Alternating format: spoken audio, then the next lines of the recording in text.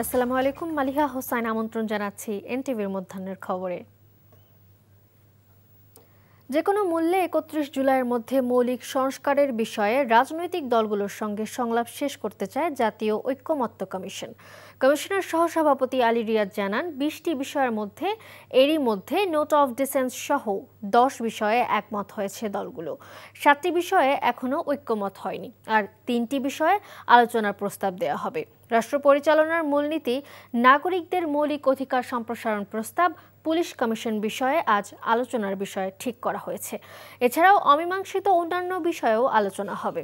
নাগরিক অধিকার সম্প্রসারণে অঙ্গীকার করতে দলগুলো একমত হয়েছে বলে জানায় কমিশন। আগামীকাল জাতীয় সনদের খসড়া রাজনৈতিক দলগুলোর কাছে পাঠানো হবে। এরপর সনদে স্বাক্ষর করতে দিনক্ষণ ঠিক করা হবে।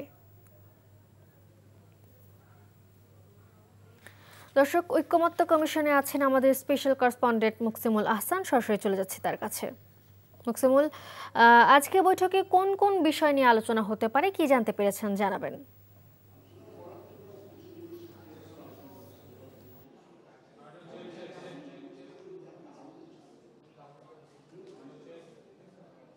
মালিহা, আজকে যতটুকু জানতে পেরেছি সেটি হচ্ছে যে আজকের বৈঠকের শুরুতেই অর্থাৎ ঐক্যমত্য কমিশনে এর আগে টানা 18 দিন বৈঠক করেছে দ্বিতীয় পর্যায়ে। তো আজকে শুরুতেই একটি বক্তব্য দিয়েছে আলী রিয়াজ, এবং সেই বক্তব্যে অধ্যাপক আলী রিয়াজ, যিনি জাতীয় ঐক্যমত্য কমিশনের সহসভাপতি, তিনি জানিয়েছেন যে 3টি বিষয় নিয়ে আলোচনা হবে। 3টি বিষয়ের মধ্যে একটি হচ্ছে রাষ্ট্র পরিচালনার মূলনীতি, এবং আরেকটি বিষয় হচ্ছে পুলিশ সংস্কার একটি কমিশন হবে, পুলিশ সেটি নিয়ে আলোচনা হবে। এবং একই সঙ্গে আরও যে 3টি বিষয়ের আলোচনার পাশাপাশি আরেকটি কথা বলেছেন যে এর বাইরে আরও বিভিন্ন বিষয় নিয়ে আলোচনা হতে পারে। তো যে 2টি বিষয় বলেছিলাম, একটি হচ্ছে রাষ্ট্র পরিচালনা মূলনীতি, আরেকটি হচ্ছে পুলিশ সংস্কার কমিশন গঠন। এবং পুলিশ কমিশন গঠনের পাশাপাশি আরও একটি বিষয় তিনি বলেছেন যে রাষ্ট্রের নাগরিকদের মৌলিক অধিকারের সম্প্রসারণ একটি প্রস্তাব, সেটি নিয়ে আলোচনা হবে। মূলত এই 3টি বিষয় আলোচনা থাকলেও আরও এর বাইরে যে বিষয়গুলো নিয়ে, যে 10টি বিষয় নিয়ে প্রায় ঐক্যমত্য হয়েছে, এবং যে আরও 7টি বিষয় এখনও ঐক্যমত্য পৌঁছাতে পারেনি সেই বিষয়গুলো, এবং 3টি প্রায় ঐক্যমতের কাছাকাছি পৌঁছেছে অধ্যাপক আলী রিয়াজ জানিয়েছেন, সে 3টি বিষয় নিয়েও আজকের আলোচনা হবে। এটি হচ্ছে একটি বিষয়। আর দ্বিতীয় যে বিষয়টি জুলাই সনদ, এবং এই ধাপের যে আলোচনাটি তারা সেটি মূলত 31 জুলাইয়ের মধ্যে শেষ করতে চাচ্ছে, যে কারণে রাজনৈতিক দলগুলোর কাছে রাজনৈতিক দল হবে। এরপর রাজনৈতিক দলের সঙ্গে আলোচনার ভিত্তিতে চূড়ান্ত জুলাই সনদ বলি কিংবা জাতীয় সনদ বলি সেটি তৈরি হবে। এটিও জানিয়েছে। সব মিলিয়ে বলা যায় যে ঐক্যমত্য কমিশনের আলোচনা 11টায় শুরু হয়েছে, শেষ করতে হতে বিকেল 4টা-5টা বাজে।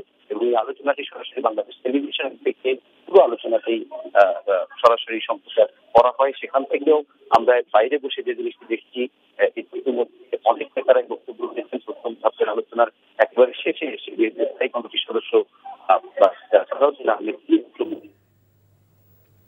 জানছিলাম ঐক্যমত্য কমিশনের আজকের আলোচনার বিষয়।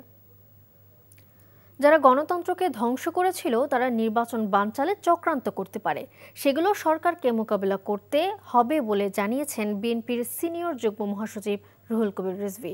সকালে নির্বাচন ভবনে ইসি সচিবের কাছে 2024 সালের পঞ্জিকা বছরের অডিট রিপোর্ট জমা দেওয়ার পর এসব কথা বলেন বিএনপি সিনিয়র যুগ্ম মহাসচিব।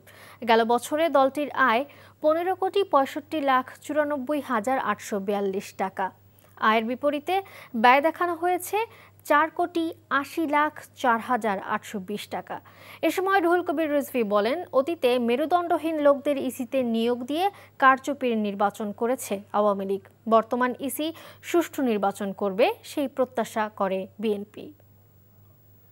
জনগণ দীর্ঘদিন ভোট দিতে পারেনি, যারা ভোট বঞ্চিত ছিল, অবাধ সুষ্ঠু নির্বাচনকে একেবারে জাদুঘরে পাঠিয়ে দিয়েছিল শেখ হাসিনা, সেইখান থেকে বর্তমান নির্বাচন কমিশন একটি দায়িত্বশীল ভূমিকা পালন করবে এবং অবাধ সুষ্ঠু ইনক্লুসিভ নির্বাচন অনুষ্ঠিত করার জন্য তারা যে যাবতীয় যে কাজগুলো করা দরকার সেই কাজগুলো তারা করবেন। আজ উত্তরা মাইলস্টোন কলেজের অগ্নিদগ্ধ কয়েকজনকে চিকিৎসা শেষে রিলিজ দেবার কথা রয়েছে। এই মুহূর্তে জাতীয় বার্ন অ্যান্ড প্লাস্টিক সার্জারি ইনস্টিটিউটে আছেন সহকর্মী আপেল শাহরিয়ার। চলে যাচ্ছি তার কাছে। আপেল, মাইলস্টোন দুর্ঘটনায় অগ্নিদগ্ধ কতজনকে আজ রিলিজ দেওয়া হবে, এই বিষয়ে কি তথ্য আছে আপনার কাছে জানাবেন।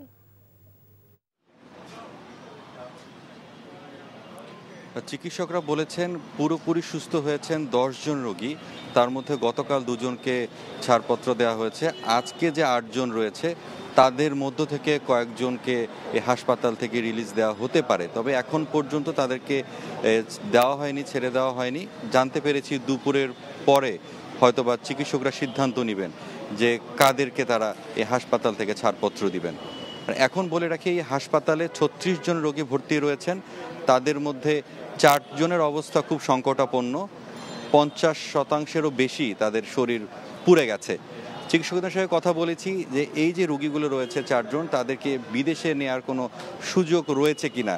তারা বলেছেন তাদেরকে যে চিকিৎসা দেওয়া হচ্ছে সেটি আন্তর্জাতিক যে মানদণ্ড রয়েছে সেটি বজায় রেখেই, এবং যে হাসপাতালে আসলে নেওয়া যেত সেই হাসপাতালের মানে বিদেশে সেই হাসপাতালের কথা বলছি, সেই ডাক্তারদের সঙ্গে তারা সবসময় যোগাযোগ রাখছেন, কথা বলছেন। এখন যে ট্রিটমেন্টটা দেওয়া হচ্ছে, চিকিৎসা দেওয়া হচ্ছে, তারা বলেছেন যদি বিদেশেও নেওয়া যায় তাহলে একই রকমই তাদেরকে চিকিৎসা সেবাটাই দেওয়া হতো। এই জন্য তাদের সার্বক্ষণিক তাদের সঙ্গে যোগাযোগ করা হচ্ছে। আর সিঙ্গাপুর থেকে যে টিমটি এসেছে তারাও তো এখানে যুক্ত রয়েছেন, এবং চীন থেকে যে বিশেষজ্ঞ যে দলটি রয়েছে তারাও এখানে আছেন। তো উন্নত যে সরঞ্জামের বিষয়টি চিকিৎসার, সেটি সিঙ্গাপুরের যে দলটি এই দেশে এসেছে তারা কিন্তু সঙ্গেই নিয়ে এসেছে, তারাও এই চিকিৎসা সরঞ্জাম এখানে আসলে যুক্ত করেছেন, সেটি দিয়ে এখানে চিকিৎসা সেবা দেওয়া হচ্ছে।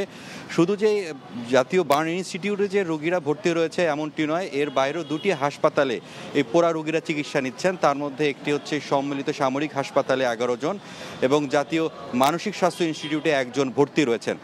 সেখানকেও আমরা খোঁজখবর নিয়েছি, তাদের যে শারীরিক অবস্থা অপরিবর্তিত অবস্থায় রয়েছে। ডাক্তাররা আপ্রাণ চেষ্টা করছেন যে 4 জন এই জীবন মৃত্যুর সন্ধিক্ষণে রয়েছেন তারা কিভাবে আরও একটু ভালোর দিকে যেতে পারে, সেই জন্য তারা সর্বাত্মক চেষ্টা করছেন। এবং প্রতিদিন যেটা মেডিকেল বোর্ড গঠন মানে যেটি আছে সেটি প্রতিদিন তারা বসেন, আজকেও তারা বসেছেন। যেসব রোগীগুলো এখানে ভর্তি রয়েছে তাদের সঙ্গে তাদের শারীরিক অবস্থা কী এবং কি করলে আরও তারা উন্নতির দিকে যাবে সেগুলো নিয়ে আলোচনা হয়েছে, এবং সেগুলো নিয়ে আসলে পরবর্তী যে চিকিৎসার যে পদক্ষেপগুলো সেগুলো নিচ্ছে ডাক্তাররা। জানছিলাম জাতীয় বার্ন অ্যান্ড প্লাস্টিক সার্জারি ইনস্টিটিউটে অগ্নিদগ্ধদের চিকিৎসার খবর। দেশ গড়তে জুলাই পদযাত্রা কর্মসূচির আজ নেত্রকোনা ও শেরপুরে পথসভা করবে জাতীয় নাগরিক পার্টি এনসিপি। দলটির কর্মসূচি ঘিরে এরই মধ্যে সব ধরনের প্রস্তুতি গ্রহণ করেছে স্থানীয় নেতাকর্মীরা। নেত্রকোনা শহরের কালেক্টরেট মাঠ থেকে জুলাই পদযাত্রা শুরু হয়ে শহরের গুরুত্বপূর্ণ সড়ক প্রদক্ষিণ করে একই স্থানে এসে পথসভা করার কথা রয়েছে। এতে দলের আহ্বায়ক নাহিদ ইসলাম সহ দলের কেন্দ্রীয় নেতারা নেত্রকোনাবাসীর উদ্দেশ্যে বক্তব্য রাখেন। নেত্রকোনায় পথসভা শেষে শেরপুরের উদ্দেশ্যে রওনা করবে জাতীয় নাগরিক পার্টি এনসিপি।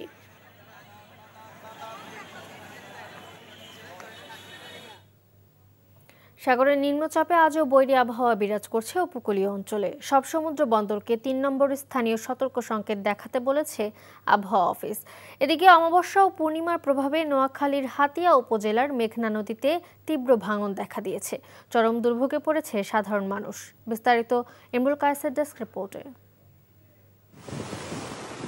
টানা 3 দিনের বৈরী আবহাওয়ায় উত্তাল সমুদ্র, থেমে থেমে বৃষ্টি আর দমকা বাতাস বইছে সমুদ্র উপকূলে। স্থানীয় আবহাওয়া অফিস জানিয়েছে সমুদ্র উপকূলে মাঝারি থেকে ভারী বৃষ্টিপাতের শঙ্কা রয়েছে। এছাড়া সমুদ্র উত্তাল থাকায় উপকূলে মাছ ধরার ট্রলার ও ছোট বড় নৌযানগুলোকে 3 নম্বর স্থানীয় সতর্ক সংকেত দেখাতে বলেছে আবহাওয়া অফিস। এদিকে অমাবস্যা ও পূর্ণিমার প্রভাবে নোয়াখালীর হাতিয়া উপজেলার মেঘনা নদীতে তীব্র ভাঙন দেখা দিয়েছে। এতে 3 থেকে 4 ফুট পানিতে তলিয়ে গেছে কবিরহাট, কোম্পানিগঞ্জ ও হাতিয়া উপজেলার বেশ কয়েকটি ইউনিয়ন। চরম দুর্ভোগে পড়েছেন সাধারণ মানুষ। আমারও নিজের ঘর বাড়ি যেটা ছিল ওগুলো সব বিলীন হয়ে গেছে। এইভাবে প্রতি দৈনিক 200-400 ফ্যামিলি উঠতেছে এবং ভাঙতেছে। এই অঞ্চলের মানুষ কতটা কষ্ট করে, কতটা নির্বিকার ভাবে জীবনযাপন করে, এটা যদি স্বচক্ষে কেউ না দেখে তাহলে কেউ বুঝতে পারবে না। তীব্র স্রোত ও অতিরিক্ত বাতাসের কারণে নদী উত্তাল থাকায় হাতিয়ার চেয়ারম্যান ঘাটের ইলিশা ঘাট, ছতলার ঘাট, ট্যাঙ্কির ঘাট এলাকা বিলীন হয়ে গেছে। জিও ব্যাগ ফেলে ভাঙন রোধে কাজ করছে পানি উন্নয়ন board. Imrul Kayes, NTV news desk.